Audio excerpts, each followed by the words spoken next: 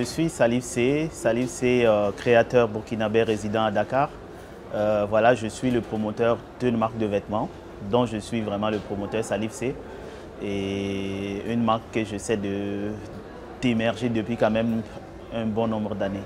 Alors, mes débuts c'était pas facile, mais déjà je peux dire que je suis né dans la mode parce que mon père était couturier.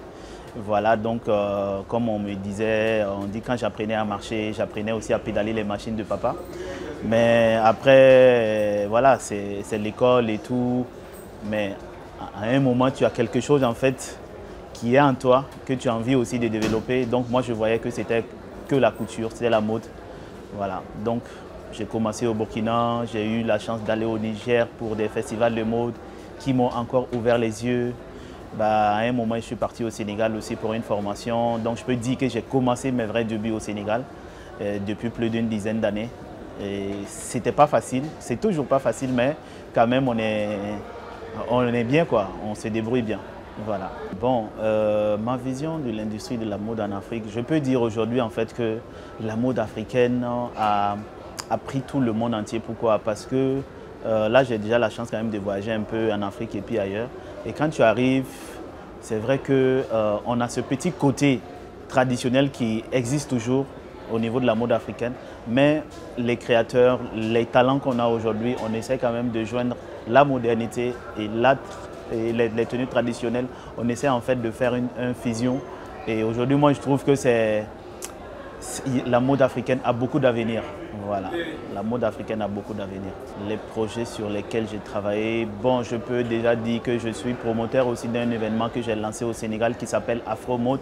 Afro Mode, c'était quoi à la base? C'était de promouvoir un tissu tissé africain qui est le Faso d'Anfani du Burkina, dont j'invitais des créateurs de plusieurs pays à promouvoir ce tissu. C'est-à-dire que j'invite les créateurs, que ce soit du Cameroun, du Togo, du Congo ou de la Guinée, je leur donne des tissus tissés et ces créateurs développent des collections pour venir nous montrer à tel point chaque créateur peut utiliser ces tissus pour développer quand même des créations qui peuvent être vendues partout.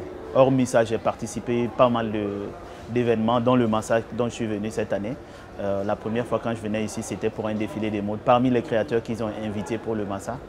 Et c'était aussi quelque chose de très important pour moi.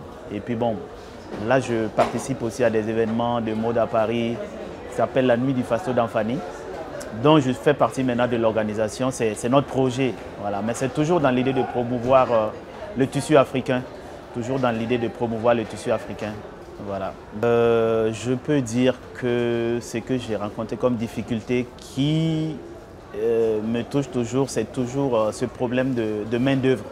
C'est-à-dire que tu as ton entreprise, tu as les idées de création et tout, mais tu ne peux pas tout faire seul. Et je me retrouve dans un milieu souvent où j'ai du mal à avoir de la main-d'œuvre. Les gens qui peuvent nous aider à faire la production, des fois c'est très très difficile. Et aujourd'hui, je pense que les jeunes ont besoin de formation parce que c'est un métier qui est noble.